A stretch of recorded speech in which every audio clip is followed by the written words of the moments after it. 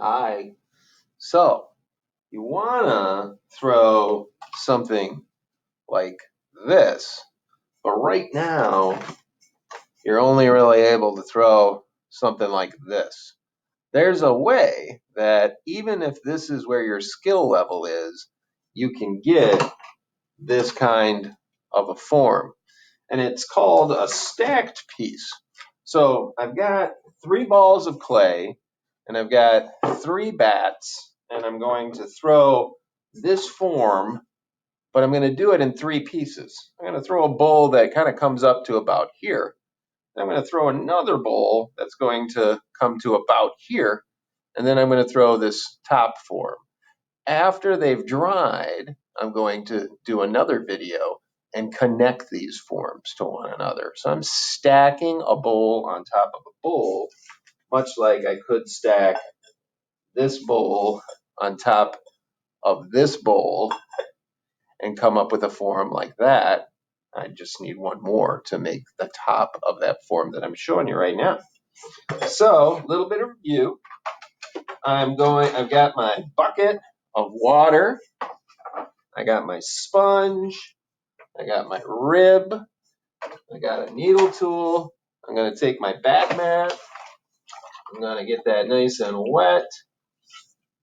Give it a squeeze. I'm going to put that down first. Get it nice and flat. I'm going to take my first bat. Check and make sure that it doesn't have like scrap clay on it. This one has a little piece. So I'm scraping that off. I'm going to get that settled on there. Take my first piece of clay. Get a little bit of moisture on this bat. Oh, I'm on the slow wheel. That's okay. I can do anything on the slow wheel that I can do on the faster wheel. I just like the faster wheel more. All right, here we go. Centering, base of my palm, pushing in towards the middle. Right hand's got the sponge in, coming down on the top. Kick up that speed. I'm going to push in and down until I really control the side of the clay, making contact all the way up the side. And I control this corner really well. I'm keeping it nice and flat on the top. So in and down. And then that last little bit at the bottom, that's sometimes hard to get right down here. And take my rib, scrape that last little bit off there. Go ahead and stick that on the side. I'm ready for when I want it later. Making a V, finding that center point, index finger and thumb are pulling against each other, diving down in there, and pulling back. If it gets dry, I add a little bit of water so it doesn't stick. I'm not going to go too far because I want the base of this piece to be kind of small, and then I want it to come out from there. Finger on the inside, finger on the outside. Sometimes I use the sponge on this first pull. I kind of can lock my thumbs together or touch them like this, but I want these right across from each other. What I'm going to do is I'm going to push out and go up at the same time until I get to the top. Relax, let go. Got a teensy wobble, but that's okay, Mr. Walter. I got this. Going to do a second pull. It's getting a little dry, so I'm getting a little water in there.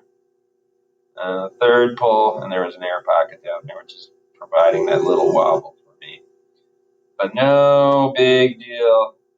Sometimes when you stop the wheel, nobody will see that wobble. It's just between you and the clay. Okay?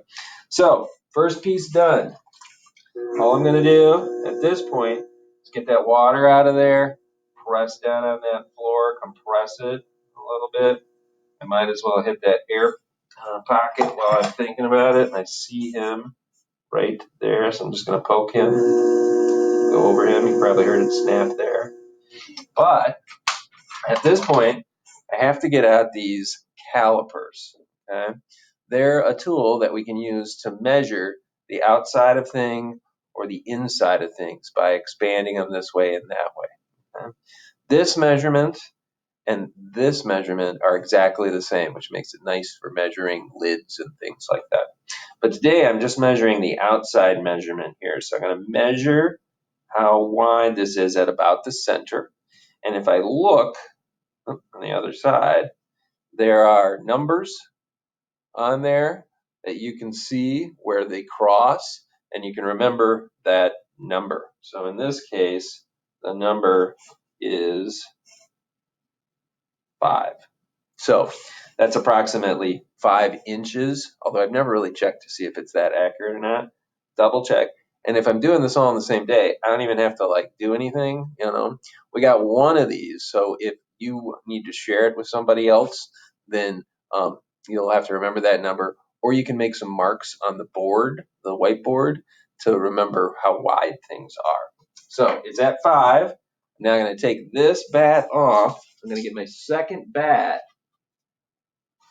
and I want to throw another bowl that's going to be 5 inches wide and however tall I want it to be. So, didn't check that one to see if it had anything on the bottom. Where'd that sponge go? There it is. And a little water on there.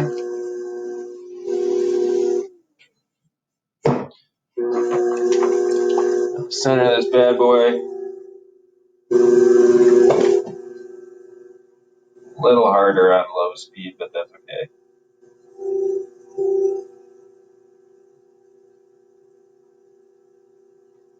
Centered. Open.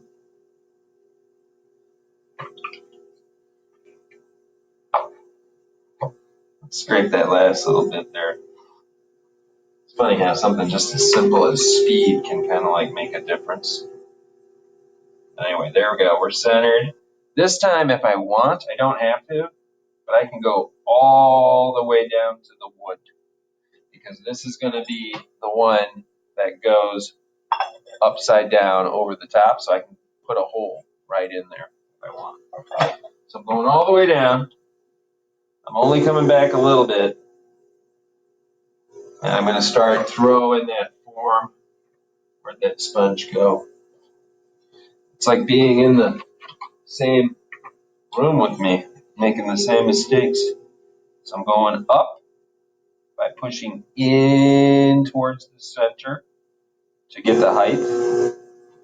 And I'm going out to get the form out to 5 inches. A little bit dry, add a little bit of water. Now, I could make this low and wide, or I can just go with whatever works for me in the moment. And watch this, you're going to be surprised, but a lot of the time you'll realize after throwing that without even measuring, sometimes you end up at just about the right distance. So that one is a little bit bigger, which is good because I'll use that when I put these two together to kind of hide my seam. So number 2 done. Now I just got to make that top piece, which third bat is a little different process. So I will show you this one, if I can ever get this bat on, and then stop this recording and come back tomorrow and make the second recording so you can see how they go together, or maybe just a little bit later today. All right, third one. I'm going to try to make that neck tall form. Okay. Probably have more clay than I need there, but now I'm making this part right in here. So all I'm going to do, center up this clay.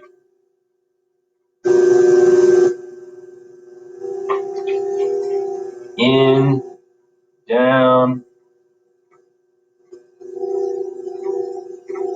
and there we go. I'm going to back away real slow. that last little bit. And at the bottom,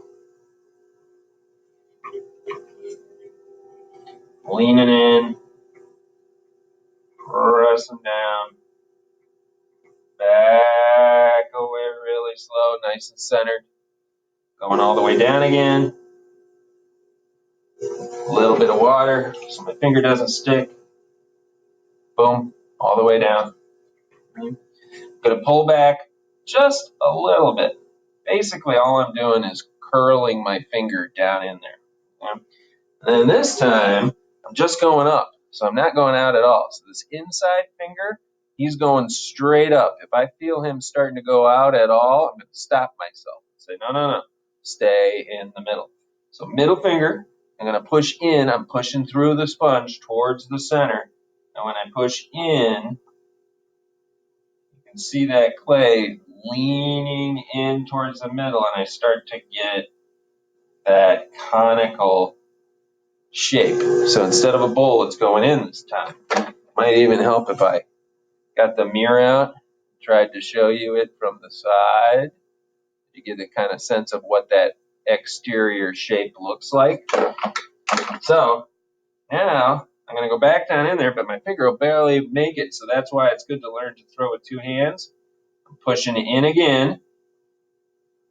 And I'm going to keep pushing in as I go up the side until I start to get a little bit more height. Okay, so you can start to see the, if I can get it right, there you can sort of see the height that I'm getting there. Everything's reversed there. You can sort of start to see the height that I'm getting on that form. All right, so it's tall enough, but I want it to be skinnier. So what I'm going to do is I'm going to put some water on there. It's got to be really wet. I'm going to use my pinchy fingers, and I'm going to squeeze in on the sides and go up like I'm choking it with my fingers. So I got a little bit more height there from it, and it's a little bit skinnier. One more time, squeezing in, and I'm going to stop about halfway up because I feel it getting dry. And that's the thing about when you're choking in on something, it's like you're grabbing the clay, and the clay wants to keep moving. So if it gets dry, you're grabbing it, it's going to twist. So I got to keep it nice and wet. It starts to feel dry, even just for a second, stop and add more water. I'm heading all the way up. It's wobbling on me a little bit above my fingers, but I don't worry about that. I just keep my fingers still, and when I get to the top, if my fingers were still, it will be still. So there I am. But as you can sort of tell, but it'll be a little bit easier if I show it to you on the side. It's a little wonky on the top right now. It's going up and down. So here's where that ability to cut your clay is helpful. So needle tool in on the side, and I'm going to go all the way in towards my finger and then lift that off, and now it's level again on the top. But it's a little bit thick, okay? It's a skinny neck, so down here, it doesn't really matter if it's that thick. But up here, I want to hide it, so I'm just going to do like a little teeny squeeze pull on the top, and also make that top go out just ever so slightly. And now it looks a little bit thinner on the top.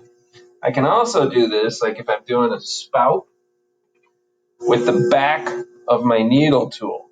I can lean my finger against the lip like this and bring that needle tool in and then kind of bring it out like I'm leaning it back towards myself and make a nice little finish edge on that top so that you can kind of see that there. All right, I'm going to stop the recording. I'm going to do another video and show you how I put these all together. But we started a stacked piece.